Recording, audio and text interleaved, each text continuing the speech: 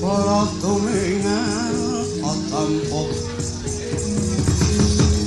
samya medali lertaket mileteng kota Dayanggung manguntang niti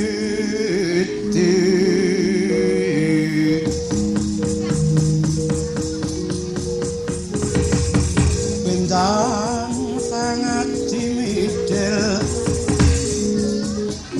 lati nyong daliwus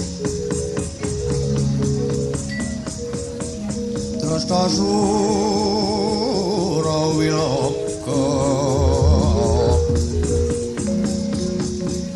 kaya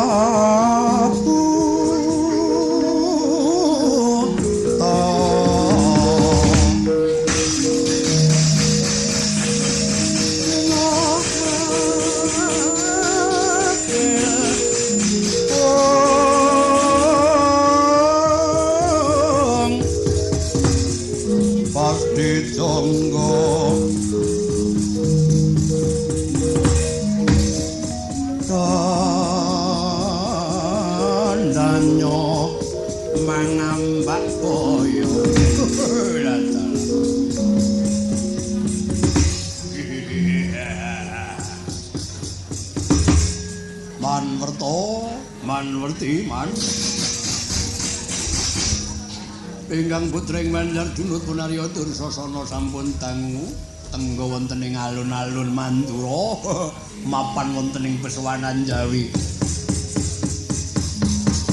ngentosi cengkaripun Koko Prabu Duryudana mewah paman Harya Sengkuni kasan boten ngantos nyari Paman Sengkuni ketinggal kegancangan micil saking Datura kados pundi timbalanipun Kanjeng Koko Prabu ingkang dumawuh lumantar dengan jika Paman Sengkuni menawi kenging kawedharing kathah mugi kababarna ingkang sejati kula nedya nglungaken jangga nilingaken Karnoman man werti man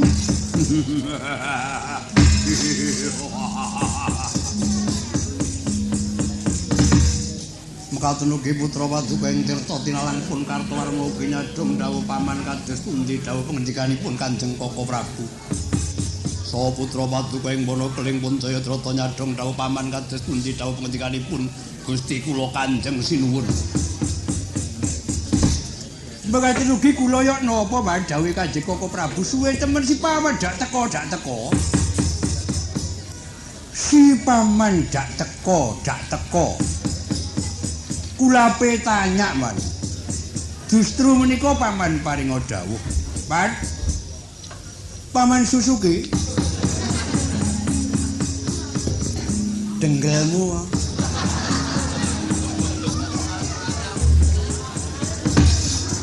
Naradi krama inggil ora kapok.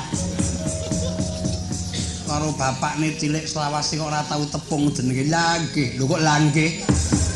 Wong sing luput kowe kok Langgih. Nggih, Pak. Sak temenipun. Kula sampun dangu temen. Tenggo wonten ing nganul-anul. Ngalon-alon, nganul-anul. Terus sing manah kula kumejot kumitir. Lir kambengan sabongkok. Wes, kowe ora iso guneman, menengo wae. Lah kula man. Ingkang putra carangan. Tarang nglakapun daya saksi sampun tudet. Sampun ndrungdet. Weh, bocah iki ngapalke kendangan lho coba. Sing di omah wis ora gelem ngendang bareng kok nekat.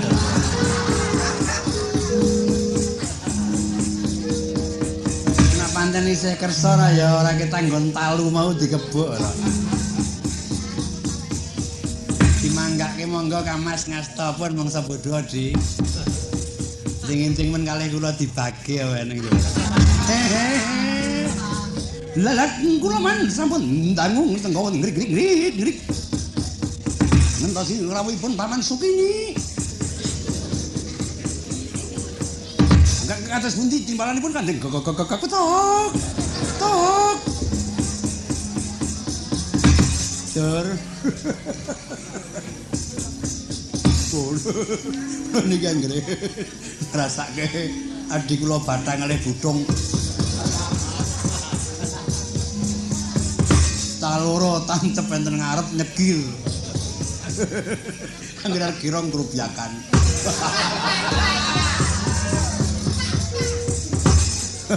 Sawise urip kok nggo buku terus. Lumrahe kleru ki deg-degan, kleru kok guyu kekel apa ning. Nggih, Man. Niki pancen cah mboten udur niki. Guneman lumrahe ora cetha senengane aja ngrunte tembung kawi. Aduh, petengungan atos. Wis iki do ndingkluk. Ajeng kok dikuat-kuatke nika sepet sawune mentah. Kulampet-ampet ora betah. Lah niki to, wong tancep kaya wadi jedhe luntune ngoten. Cuma ganti niku ambak bocah longgor nguntal pil kok ora kolu ngoten. Njaluk sego 10-an. Gane dimamah pilih dimplok, segane kolu pilih pilit memplek ngilat.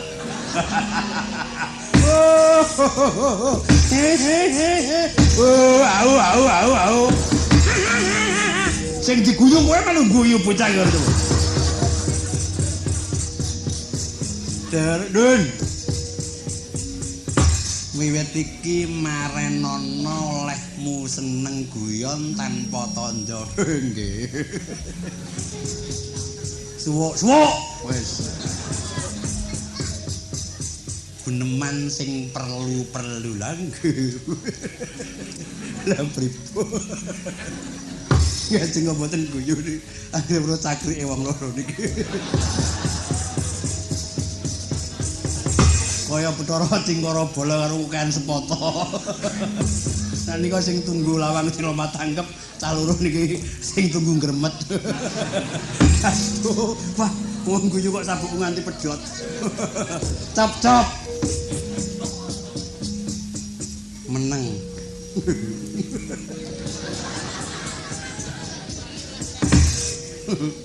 Niku tau-tangi turu. Ngilo weruh kula kok guyu dhewe. Jebul rupaku ki lucu. Aduh, wis ngapura Gusti. Sabar.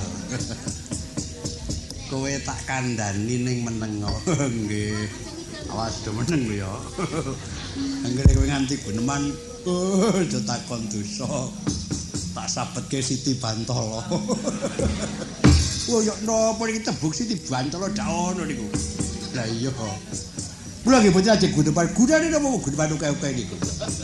Wong urip ndok madya padha. Yen nganteka koken gunem kang dak tanja niku.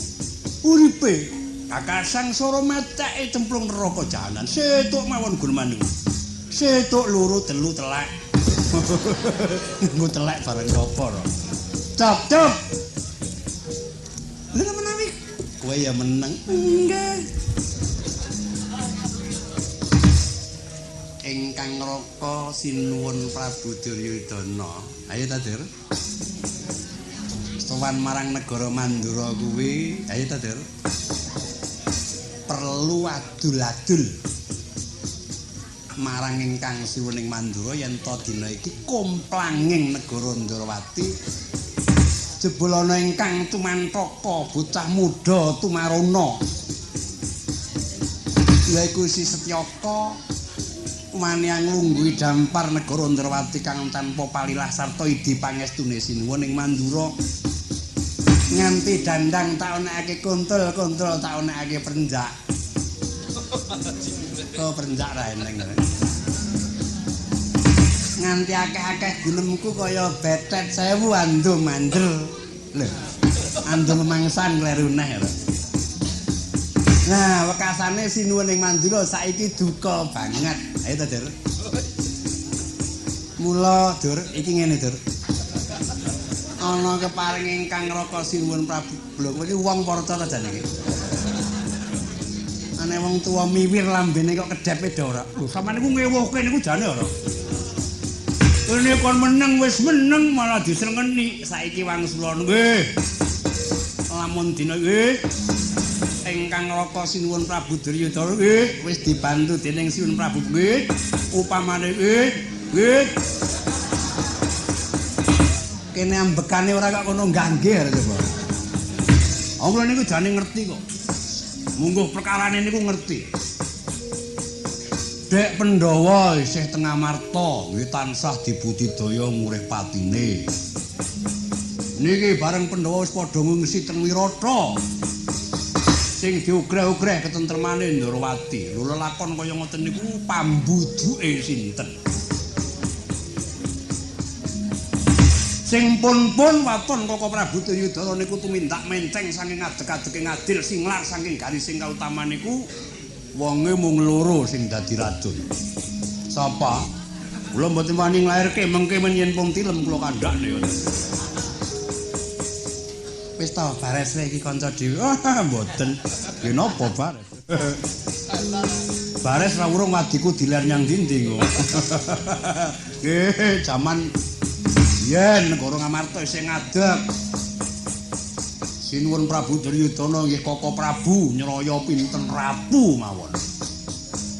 Prabu Dewa Katong. Wah, digegala dening Koko Prabu yen bisa mateni Pandhawa separone negara Ngastina diparingke Dewa Katong ilang musna tanpa lari. Ping pindho Prabu Partasandip. Sapa kowe? Nika. Zaman Jayadrata mulih mondhong usus Partadewa. Apa ning ratu kok jenenge Partasandip? Nara dengkulmu melocat temen. Lah nggih, Tobi. Prabu Partadewa disraya. Sing nyraya Puntadewa ning Sekonegara Ngastina enten srayane dhewe nggih niku Suryanggana. Diwadi jenenge Suryawati. Suryanggana mboten petus menang, Partadewa niku jebulane pengawakan ning Pandhawa biyo-biyo. Enten malih panunggalane Ratu saking Gebang Tinatar Prabu Belgituel. Sapa? Ayo nika lho. Ora tumon ratu kok jenenge Belgituel. Oh ngedani yen kula pikir-pikir sing marakake ngrusakake wong ringkih niku malah Koko Prabu Duryudana. Serayaning Kurawa niku yen ora mati ya teluk, nek ora teluk ya nungkul. Sing maune spira jajaning Pandhawa, spira kancaning Pandhawa mung wong loro telu papat